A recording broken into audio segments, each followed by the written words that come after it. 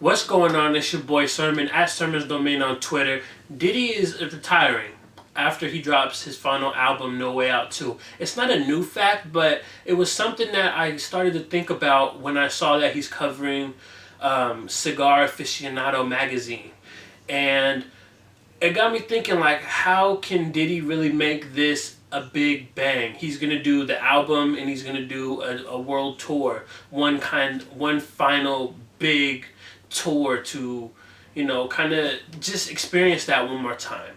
Diddy has been around for so long now, and a lot of people don't even really consider him a rapper as much anymore. He's more like a part-time rapper who pops up here and there with some really dope verses on, random remixes, and he rants on other people's records. But for the most part, Diddy has been focused more on like the business side. He has Ciroc. He's done so much, in the business world, and of course he still has Bad Boy Records, which has some good artists on it. And now he's trying to get into movies. His idea is to finish up his music career and then move on to movies full time. And I think it's a good idea because he's 46, and oftentimes in hip hop we're not very inviting to older artists. It doesn't matter how big you are. At some point, because of your age, you're going to get overlooked. That's why a lot of people don't look at like some of these other artists who still might be putting out great music, but hip hop has always been about like the younger generation. It's a young man's game. It's not like rock and roll where you can be 60 and 70 still putting out music and still selling millions and packing out arenas. I'm sure there's a few hip hop artists that will do that. Jay-Z, should he choose to still be making music in his 50s and 60s, will definitely get that attention. He's that big. But for the most part, I think Diddy going into movies is a good idea, simply because I think he has good vision. He's someone who's done so much in the music industry. He has wear many hats, so I think that could translate well into the film world. And he's already done a few things. I was looking that up. I mean, he's made cameos in movies, and then he's executive produced a couple. So he's already kind of jumped into that, but now he wants to do it full time, and I think that's a smart move. Naturally, Diddy could just retire if he wanted to, but can't stop, won't stop. So for the album to be a success, I think he needs to go back to like a formula that we saw on No Way Out. I think it needs to be a Bad Boy Diddy album. It needs to be Puff Daddy and the Family once again. And he's already kind of setting that up. His Money Making Mitch mixtape featured a lot of different artists. Some, from the Bad Boy days, and some, others outside. And he has his upcoming show at the Barclays Center with like everybody under Bad Boy.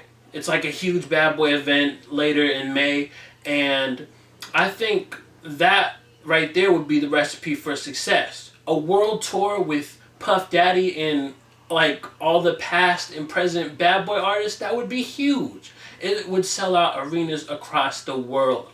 And so I think that's the direction. I mean, we've heard rumors about it for so long, but I think that's where they're going to take it when the time comes. And doing the Barclays Center is kind of, A, it's a tribute to Biggie, and then B, it kind of sets it up to see like the reception of it. Because I believe both nights, I think they had one night, then they added a second when the first one sold out. So it shows that there's a demand for it, at least in New York. And I'm sure across the world, people would love to see this type of show once again. So I think maybe Puff is using this as a way to gauge the reaction of, the hip-hop world when it comes to if this would be a successful tour, and it would.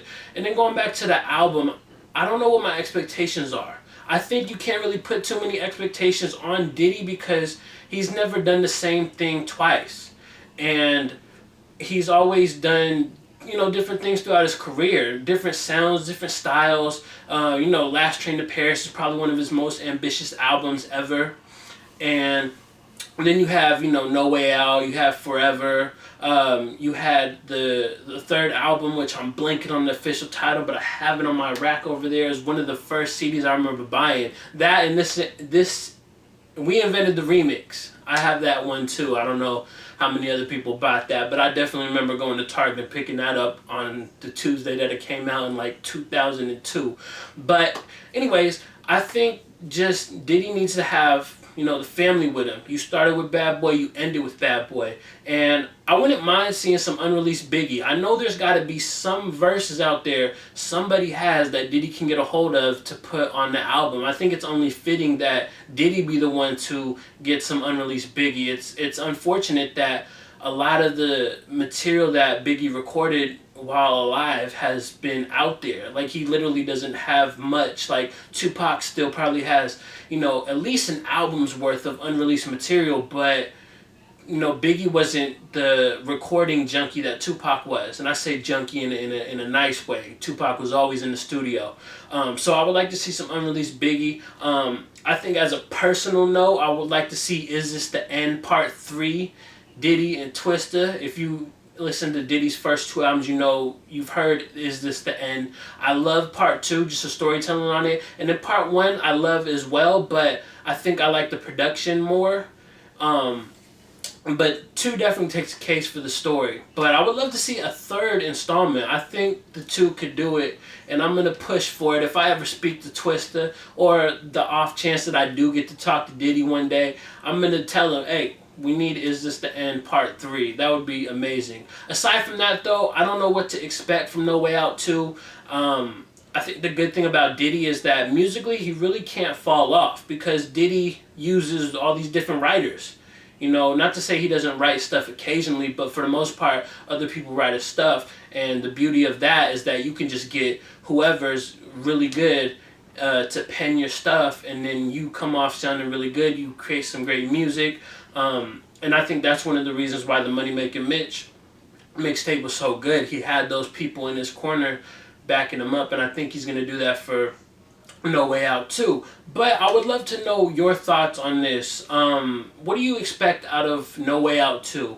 And do you think he should actually have been doing No Way Out 2? I know I didn't really talk about it, but I think the idea of talking about sequels not being as good as originals kind of exhausted, so I wanted to bypass that. But I would love to know your thoughts. Would you like to see unreleased Biggie on it? Would you go to a Bad Boy reunion tour if it came to your city? Let me know in the comment section below. Let's discuss some stuff. And then like the video, subscribe to the channel if you're not already, share the video. Follow me on Twitter @SermonsDomain. And as always, thank you for your time. I appreciate you for watching. And until next time, peace.